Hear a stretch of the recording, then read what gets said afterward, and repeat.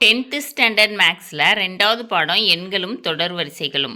எடுத்துக்காட்டு 2.14 பார்க்க போகிறோம்ப்பா. இந்த சேனலை சப்ஸ்கிரைப் பண்ணாத ஸ்டூடெண்ட்ஸ் சப்ஸ்கிரைப் பண்ணி சப்போர்ட் பண்ணுங்கப்பா.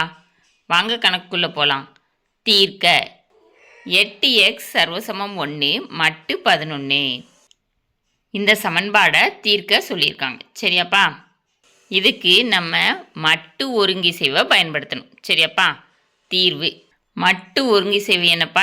a சர்வசமம் b மட்டு n implies a minus b ஆனது என்னால் வகுப்படும். அதாவது இங்கே இருக்கிற b ஆப்போசிட் சைடு போச்சுன்னா a மைனஸ் பின்னு மாறும். a மைனஸ் b என்னால் வகுப்படும். சரியா? இப்போ கணக்கில் கொடுத்துருக்கிறத எழுதிக்குவோம்.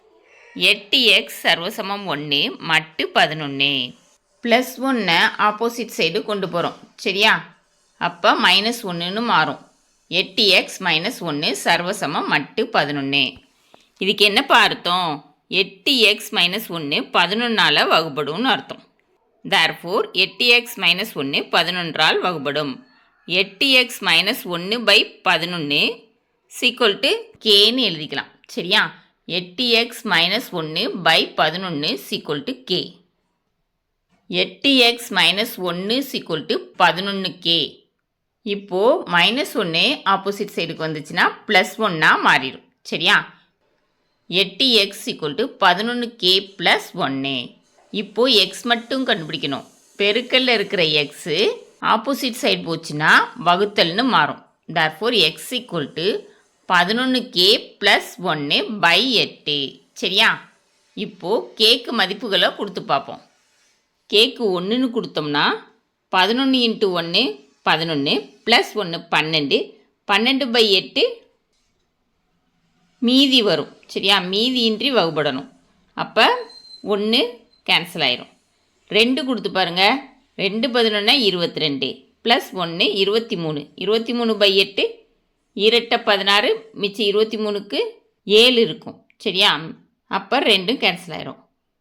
3ஆம் நம்பர் கொடுத்து பாருங்கள். கேக்கு 3 இன்ட்டு 11 33 33 ப்ளஸ் 1 34 4 8 32 மிச்சம் 2 வருது. கேன்சல் ஆயிரும். இப்போ கேக்கு 4 கொடுத்து பார்த்தோம்னா 4 11 44 ப்ளஸ் 1 45 8 40 மிச்சம் 5 கிடைக்கிது. கேன்சல் ஆயிரும். 5ஆம் நம்பர் கொடுத்து பார்த்தோம்னா 5 இன்ட்டு 11 55 ப்ளஸ் 1 56 8 56. சரியா? அடி ஆயிடுது. மீதி கிடைக்கல. அப்போ 5ஆம் நம்பரை எடுத்துக்கிறோம். இப்படி ஒவ்வொரு நம்பராக கொடுத்து பார்த்தீங்கன்னா அதுக்கடுத்து கேக்கு 13ஆம் நம்பர் கொடுக்குறப்ப மீதியின்றி வகுப்படும். சரியா? 5க்கும் 13க்கும் 8 டிஃப்ரென்ஸ் இருக்குது. அப்போ அடுத்தடுத்த நம்பர் 8 டிஃப்ரென்ஸில் தான் வரும்.